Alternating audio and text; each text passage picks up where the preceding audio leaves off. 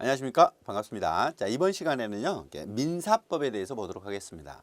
자, 전 시간까지 봤던 게 공법이죠. 헌법에 대해서 공부를 했는데요. 이제 민사법 내용입니다.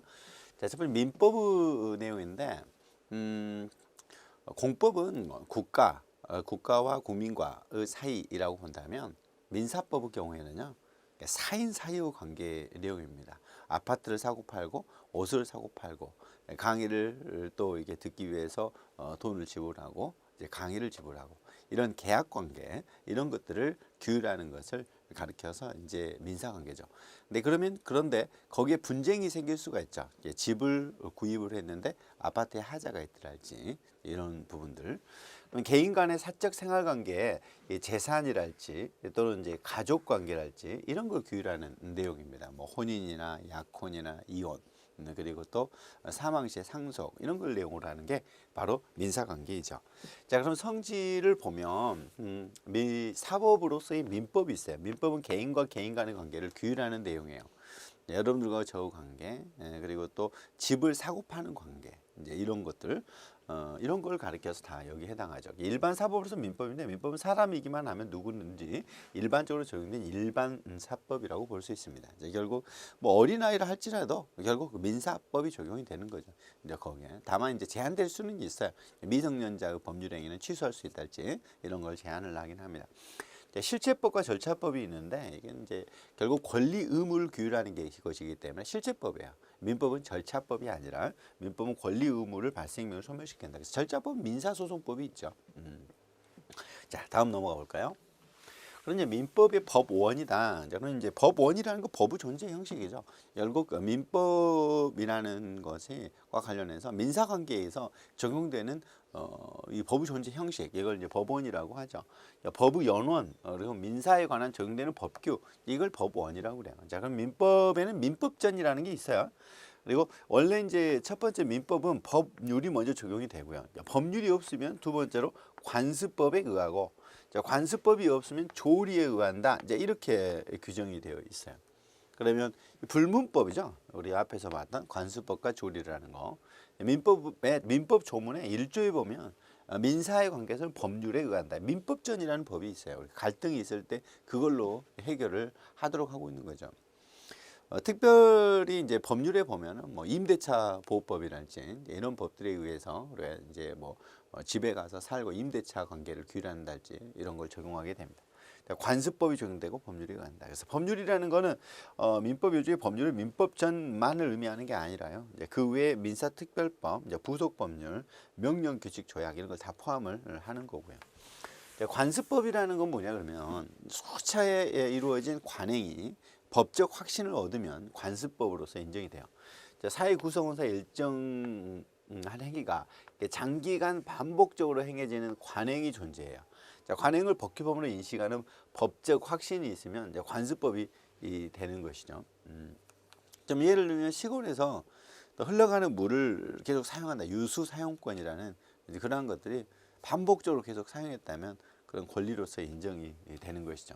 자, 판례가 인정되는 관습법들이 있는데요. 명인방법. 명인방법은 뭐냐면요. 보통 우리가 건물이나 토지는 등기를 하잖아요. 그러면 내 거야, 내 소유랄지 이런 걸 등기를 하는데 나무 있죠. 수목. 이렇게 이 나무를 하나하나 등기가 하기 어렵거든요. 자, 그러면 이렇게 팻말 같은 걸로요. 이거는 내 거야 라고 이렇게 명시를 해줘. 다른 사람들한테. 그래서 그게 이제 이렇게 법적 확신으로 인정이 되면 그 소유가 인정이 되는 거예요. 그 나무에만 이런 것들. 그 다음에 관습상 법정 지상권이라는 게 이제 새로운 용어가 나오는데 법정 지상권은 뭐냐면 이제 제가 땅하고 이 건물을 같이 갖고 있어요. 근데 건물을 팔았어. 그러니까 땅은 내 건데 건물은 또 이게 다른 사람 거야. 내가 팔았으니까. 그러면 건물이 땅 위에 있잖아요. 그러니까 내 땅이니까 너 나가 들어오지 마. 이러면 안 되지. 그러면 땅 사용을 할 수 있어야 된다 이거죠. 건물을 팔았으면. 근데 그게 법정 지상권이라는 거예요. 땅을 사용할 수 있는 토지 권리. 분묘 기지권. 그러면 뭐냐면 산에 이렇게 부모님 묘지를 세웠다 이거죠. 그러면 거기에 분묘를 사용할 수 있는 권리가, 그래서 아무 말 없이 오랜 기간이 지났다. 그럼 그런 권리가 생긴다는 거야. 그다음에 종중이라고 하는 것이 이렇게 관습상 인정이 되고, 그다음에 동사는 양도담보라는 것도 인정이 된다. 보통 이제 전담포라는 게 이제 그 물건 중에 질권이라는 게 있어요. 이제 뭐냐면 이걸 맡기고 돈을 빌리는 거예요. 근데 양도담보는 뭐냐면 맡기는 것이 아니라 파는 거야. 팔고 내가 다시 돈 갖고 오면 다시 살 거야. 이제 이런 걸 약정을 하는 거죠. 근데 이게 이제 이걸 인정을 해주고 있어요. 그다음에 조리라는 것은 사함으로 본질적인 법칙 도리를 말하고 다수를 파는 조리 보호선을 인정을 해요. 결국 법률이 없으면 관습법, 관습법이 없으면 조리에 간다고 되어 있죠. 다음 넘어가 보실까요? 자, 그러면 민법의 기본 원리가 나옵니다. 그러면 이제 민사법의 기본 원리는 헌법하고는 좀 달리요.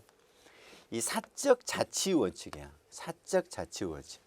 결국 이걸 이무법규라고 하는데, 또 민법전이 있어요. 원래는 건물을 1억짜리를 1억을 주고 샀다 이거야. 일단 뭐 그게 맞죠. 그런데 나는 정말 건물이 저거 필요해. 내가 2억 주겠다 라고 한다고 해서 그거는 위법은 아니에요. 사적 자치원칙, 당사자가 원하면 그렇게 되는 것이죠. 그래서 개인이 자유로운 의사에 의해서 계약의 내용이나 형식을 정할 수 있다는 원칙, 이게 계약 자유 원칙이죠. 이거 계약 체결 여부 자유, 그다음에 계약을 체결할지 안 할지, 내용을 어떻게 결정할지, 1억으로 할지 2억으로 할지, 계약 방식의 자유, 어떤 식으로 이렇게 계약을 할지, 계약서를 쓸지 아니면 구두 계약으로만 할지, 상대방 선택의 자유, 누구한테 팔지, 이런 것도 다 자유라는 거예요. 다만 여기에 이제 계약 방식에서 계약서를 쓰지 않으면 나중에 이제 분쟁이 생겼을 때 증거 제출이 좀 어렵죠. 그러다 보니까 계약을 쓰라는 거지. 계약서가 없어도 구두로만 해도 계약은 성립을 하는 거잖아요. 자, 그다음에 소유권 절대의 원칙이라는 게 있어요.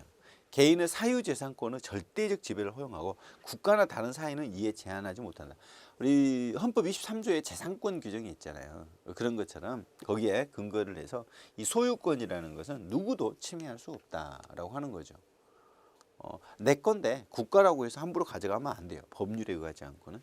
자, 그다음에 과실 책임 원칙이 있습니다. 과실의 반대는 무과실이겠죠. 무과실의 경우에 책임을 지지 않아요. 개인의 책임을 지울 만한 사유인 고의나 과실이 있는 경우에만 배상 책임이 있는 거예요. 고의 과실이 없으면 책임을 지지 않는다는 거죠. 고의 과실이 없이, 예를 들면 어떤 지진이 일어나 가지고 건물이 붕괴됐다. 그러면 그거를 이웃집에서 책임져라 이렇게 할 수는 없다는 거죠. 그래서 불가항력의 경우에는, 그런 경우에는 누가 책임을 지지 않는 게 원칙이다라는 거죠. 고의 과실이 있었을 때 책임을 진다. 그래서 민사법의 경우에는 사적 자치의 원칙, 소유권 절대의 원칙, 소유권은 절대적으로 보장한다. 국가라 할지라도 함부로 침해하지 말라는 거죠. 계약 내용은 본인이 결정한다. 자, 그리고 과실 책임 원칙, 고의 과실이 없으면 책임을 지지 않는다는 내용이죠. 현대 민법의 기본 원리를 보면 계약 공정 원칙이 있어요. 사회 질서에 반하는 계약이나 공정성을 현저히 이런 계약은 법의 보호를 받을 수 없다. 해가지고 민법에서도요, 불공정한 법률 행위는 무효야라고 이렇게 했습니다. 현저히 불공정한 행위는 무효다라고 이렇게 정하고 있죠. 소유권 공공 원칙도 있어요. 소유권이 절대적인 것이 아니라 사회 전체 이익을 위해 제한을 받아야 된다. 우리 헌법에서도 재산권을 행사하는 공공본이 적합하게 하라 이렇게 규정을 하고 있죠. 이게 이제 소유권 공공 원칙이라고 볼 수 있습니다. 그 다음에 무과실 책임 원칙이 어느 정도 돼요. 과실이 없는 경우에도 개인에게 책임을 지을 수 있다는 원칙, 이러한 것들이 조금 늘어가고 있죠. 특히 공작물 책임이랄지 이런 거라고 해가지고 어떤 여기에 어떤 축대를 쌓았는데 이게 축대가 넘어지면서 다른 땅에 피해를 줬다. 자, 이런 경우에 어느 정도 책임을 질 필요가 있죠. 이런 것들을 현대에서는 이 무과실 책임 원칙은 어느 정도 보완을 하고 있습니다. 또한 근로자가 잘못한 것을 사용자가 책임을 질 때가 있단 말이에요. 사용자라는 것은 이제 뭐 사장님이 책임을 지는 거죠. 이제 이런 경우에도 거의 무과실에 가까운 책임을 지우고 있죠. 자, 다음 넘어가 볼까요? 자, 권리의 행사와 그 한계입니다. 자, 권리 행사인데 권리 내용을 실현하는 거죠. 권리가 가지고 있는 내용과 성질에 따라 행사해야 한다. 권리는 사건은 공공성으로 인해 행사에 제한이 가능하다 이런 거죠. 이제 권리 행사라는 거죠. 내가 땅이 있어. 그러면 그 땅에 건물을 지을 수도 있고 거기다가 뭐 농사를 지을 수도 있는 거고요. 거기 풀을 심을 수도 있어요. 주차장을 만들 수도 있죠. 이거는 내 뜻인 거죠. 그런데요, 거기에 내 땅이지만 거기에서 이렇게 쓰레기를 많이 쌓아놓고 냄새가 막 나게. 그러면 어떻게 해? 내 땅에 쓰레기 쌓는데 왜 그래? 할지 모르겠지만 냄새가 막 다른 곳으로 다 간단 말이죠. 쓰레기 소각장을 만들어 가지고. 그러면 이건 어때요? 다른 사람한테 피해를 줄 수 있죠. 권리 행사가. 그런 부분은 제한이 되겠죠. 신의 성실 원칙이 있어. 신은 법률 관계의 당사자가 상대방의 이익을 배려해서 형평에 어긋나거나 신뢰를 저버리는 내용, 방법으로 권리를 행사하거나 의무를 이행해서는 안 된다는 원칙이에요. 그러니까 내 땅이지만 이 신의 칙에 반하거나 또 너무 남용해서는 안 된다는 것이죠. 그러니까 상대방의 신뢰에 적합하게 하라는 것이죠. 신의 성실. 아무튼 신의에 적합하게 해야 된다. 권리 남용 금지. 권리의 행사가 신의 칙에 반하는 경우에는 권리 남용이 돼요. 권리 법조 효과가 발생하지 않는다. 이제 이 두 가지 개념인데, 예를 들면 이런 거예요. 내가 땅이 있어요. 근데 위에 있는 논밭으로 가려면 내 땅을 거쳐야 돼. 근데 예전에다 보니까 공적 도로가 없어요. 그래서 내 땅을 많이 걸어 다녔어. 그래서 외관상 도로가 나 있어. 근데 사실 잘 보면 내 땅인 거야.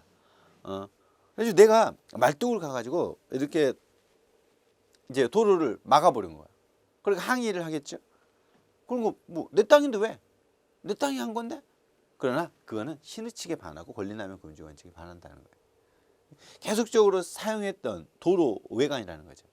물론 자기 땅이지만 그런 경우는 권리를 남용한 것에 해당한다.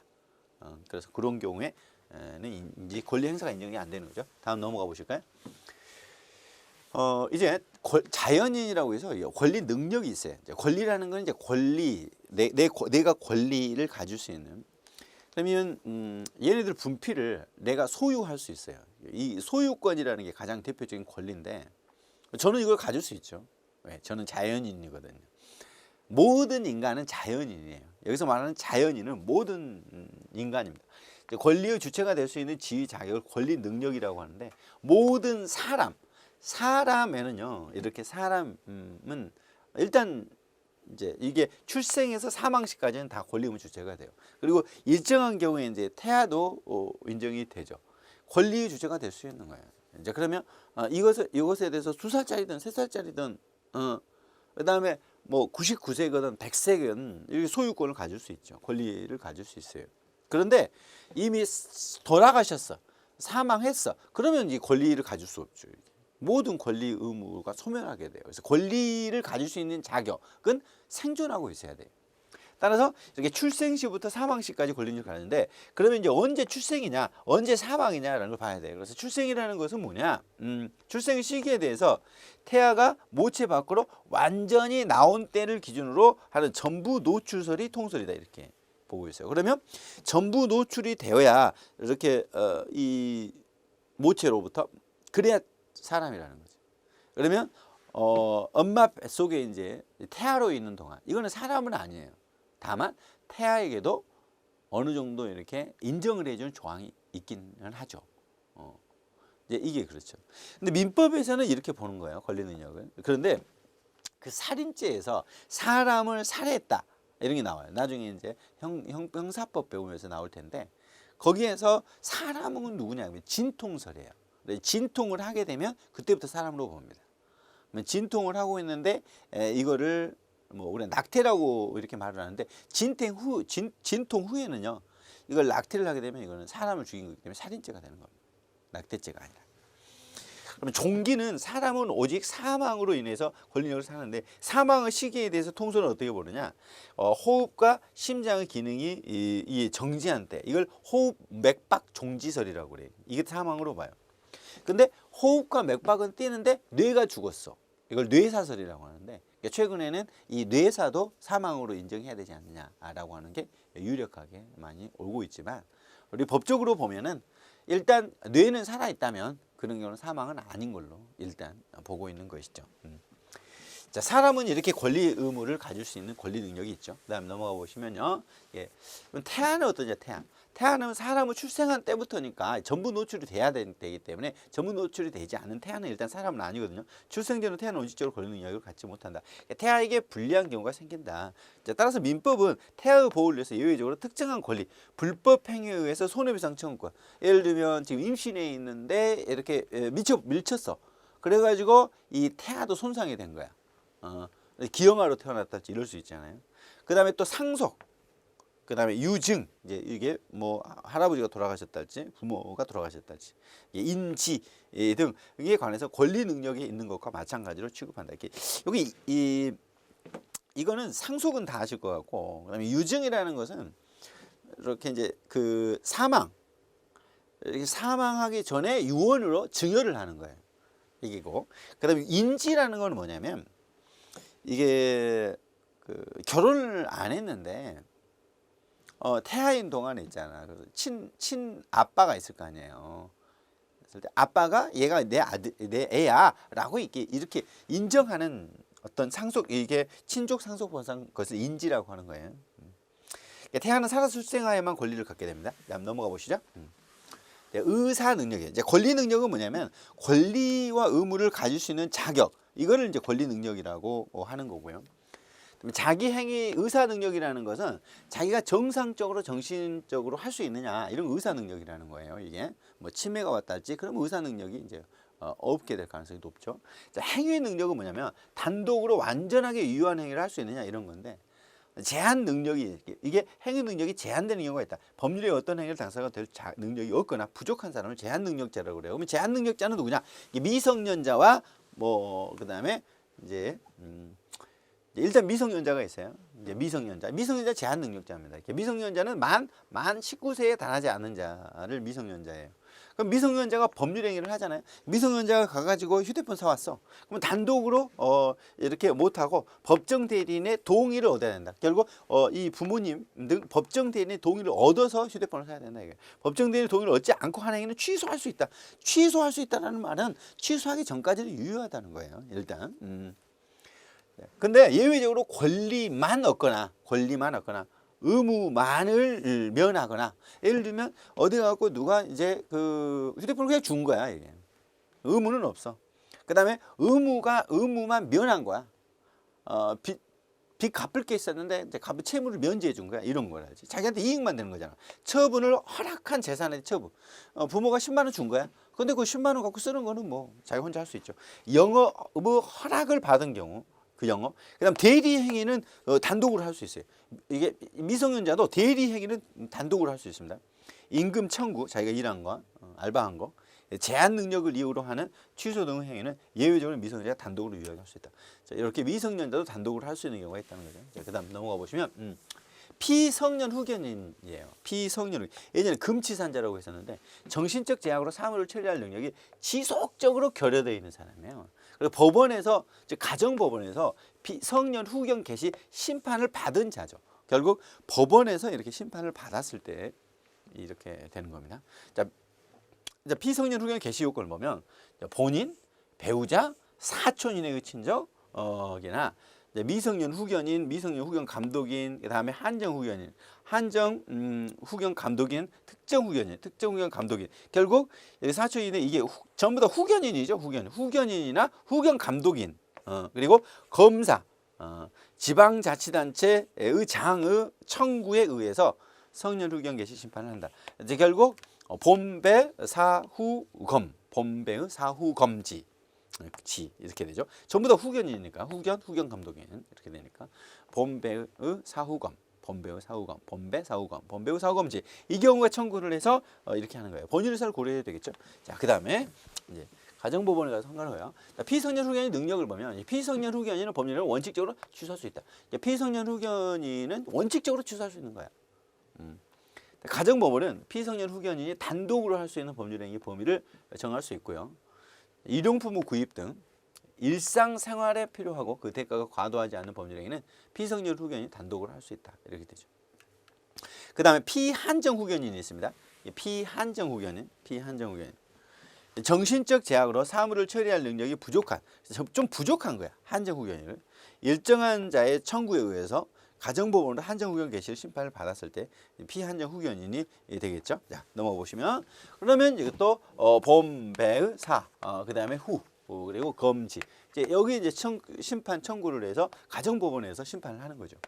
심판을 할 때 본인 의사를 고려해 줘야 되고요. 자, 그럼 피한정후견인 능력은 어떻게 되느냐? 가정법원은 피한정후견인, 한정후견인 동의를 받아야 할 행위의 범위를 정할 수 있다. 이렇게 되죠. 그러면 피한정후견인은 동의를 받아서 할 수 있어요. 근데 피성년후견인은 동의를 받아서 하는 게 아니라 그런 경우는 취소할 수 있는 거죠, 바로.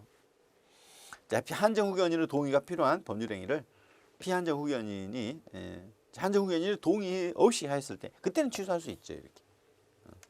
동의를 받아야 할 것을 정한 것 외에는 피한정후견이 단독으로 할 수 있다. 단독으로 할 수 있어. 일용품 구입 등 필요한 거 이런 거 다 할 수 있다는 거죠. 이제 그런 점이 이게 이제 피성년 후견인과 구분이 되는 거죠. 일단 제한 능력을 가지고 있는 미성년자 피성년 후견, 피한정 후견에 대해서 봤죠. 다음 보시죠. 자, 피특정 후견인이 있어요. 피특정 후견인, 피특정 후견인. 이제 이거는 이제 뭐냐? 정신적 제약으로 일시적 후원이나 특정한 사업에 관해서 후원이 필요한 사람이에요. 피특정 후견인. 일정한 자의 청구에서 가정법원으로부터 특정 후견의 심판을 받은 자를 피특정 후견인이라고 합니다. 그러면 여기서도 본인이나 배우자나 사촌인의 친족이나 그다음에 후견인이나 그다음에 검사나 그리고 지방자치단체장의 청구에 의해서 심판을 하는 거죠. 특정 후견은 본인 의사에 반하여 할 수 없고요. 특정 후견은 심판을 하는 경우에는 특정 후견의 기간 언제까지, 그다음 사무 범위 이걸 정해야 합니다. 한번 보시면 넘어가 보시면 특정 후견의 심판이 있더라도 피특정 후견인의 행위 능력은 제한되지 않아요. 피특정 후견인은 특정 후견인의 동의 없이 단독으로 유효하게 할 수 있어요. 자, 그 점이 다르죠, 그냥. 요 부분은 잘 아셔야 됩니다. 자, 넘어가시죠. 이제 제한 능력자의 상대방 보호입니다. 자, 그러면 미성년자가 있는데 미성년자한테 휴대폰을 팔았어. 근데 상대방 입장에서 불안하죠. 언제 또 취소해버리고 그러면 이제 끝나게 되니까 이제 그런 점을 보호할 필요성이 생기죠. 그래서 상대방 예를 들면 이제 휴대폰 매장이 있고 이제 미성년자예요. 그럼 최고권이라고 해가지고 상대방이 이제 휴대폰 매장에서 이제 뭐 법정 대리인에게 물어보는 거죠. 제한 능력자의 상대방은 제한 능력자가 된 후에, 그러니까 성년이 됐어요. 이제 그에게 1개월 이상 기간을 정해서 그 취소할 수 있는 행위를 추인할지 아니면 뭐 취소 안 하겠다라고 하는 걸 추인이라고 하는 거야. 그래, 나도 이제 지금 이제 괜찮다 여부를 확답 여부를 촉구하는 거야. 이걸 최고라고 하는 거야. 이제 취소 안 할 거야? 할 거야. 일단 빨리 알려줘. 이렇게. 능력자로 된 사람이 그 기간 내에 확답을 발송하지 않으면 추인한 걸로 본다. 자, 그러니까 이제 취소 못하는 거죠. 추인한 걸로 보니까. 그러니까 미성년자가 휴대폰을 구입했단 말이에요. 그래서 성년이 됐어. 성년이 된 후에 그 매장에서 연락을 한 거죠. 야, 너 취소할 거야? 아니면은 취소 안 할 거야?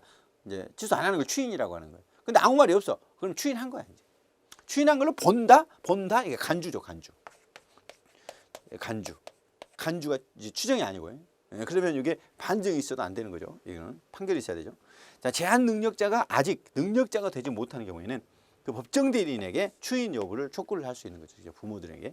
그럼 법정 대리인이 정해진 기간 내에 확답을 발송하지 않으면 추인한 걸로 보는 거죠.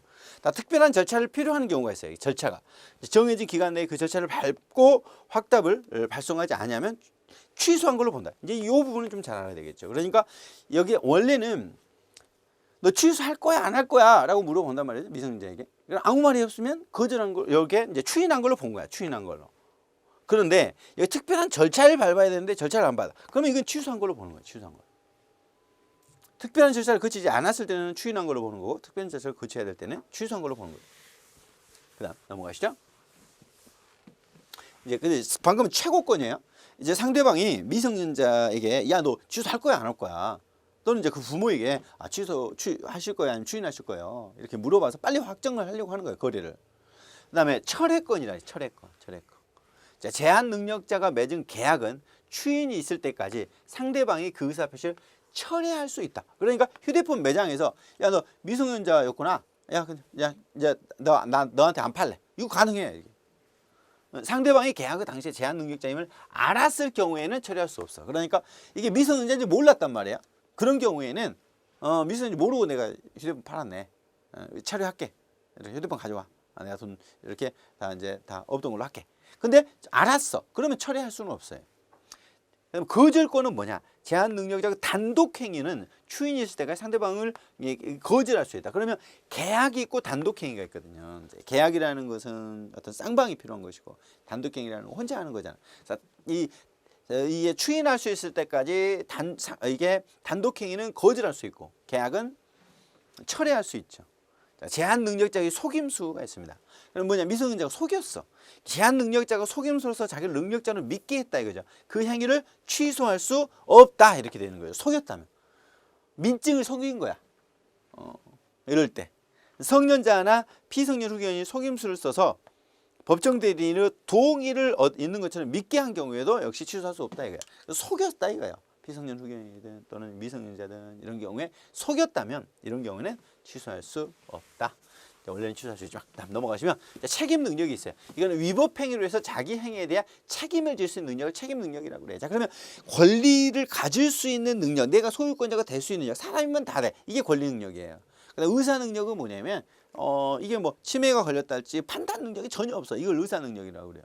그다음에 행위 능력은 우리는 이제 딱 정해놓고 하고 있잖아요. 미성년자 제한적으로 행위 능력이 있지 않으면 완전하게 할 수 있는데 제한적으로 이제 미성년자, 피성년 후견인, 피한정 후견인 이렇게 피특정 후견인 뭐 이런 식으로 나눠져 있죠. 자, 그럼 넘어가실까요? 자, 이제 주소라고 나옵니다. 주소. 자, 주소란 일관의 근거가 되는 것이죠. 동시에 두 곳 이상 될 수 있어요. 여러분도 주소 다 있죠. 민법상 주소는 실질주의, 객관주의, 복수주의 이런 식으로 이렇게 하고 있는데 실질주의예요. 뭐냐면 실질적으로 거주하고 있는 거지. 여기서 말하는 주소는 주민등록에 있는 곳을 말하는 게 아니에요. 실제로 주거와 이렇게 기거를 같이 하는 거, 기거와 침식을 하는 거, 거기서 밥 먹고 자고 이렇게 하는 거, 이게 이제 주소인 거야. 그리고 객관적으로 봤을 때지 내 생각에 나는 고향에 있어 이런다고 되는 게 아니고요. 복수주의가 돼요. 그럼 뭐냐면 주말 부부로서 여기서도 살고 주말에는 또 이렇게 다른 곳 지역도 살아. 그럼 주소가 두 개가 되는 거예요. 자, 주소 개념은 확대입니다. 이제 거소라는 게 있어요. 거소. 자, 거소라는 건 뭐냐? 이게 거소란 사람이 다소 기간 거주하는 장소예요. 예를 들면 모텔에 뭐 또 호텔에 뭐 얼마 정도 있었다 이런 거. 밀접한 정도가 주소에 미치지 않는 곳인데 주소를 알지 못하는 경우가 국내에 주소가 없다. 그러면 이제 국내의 거소를 주소를 이제 보겠죠. 일단 완벽하지는 않지만 호텔에 이제 한 10일 묵다가 또 다른 곳에 또 10일 묵다가 이걸 주소라고 보기는 어렵다는 거죠. 그럴 때는 이제 거소라고 하는 것이죠.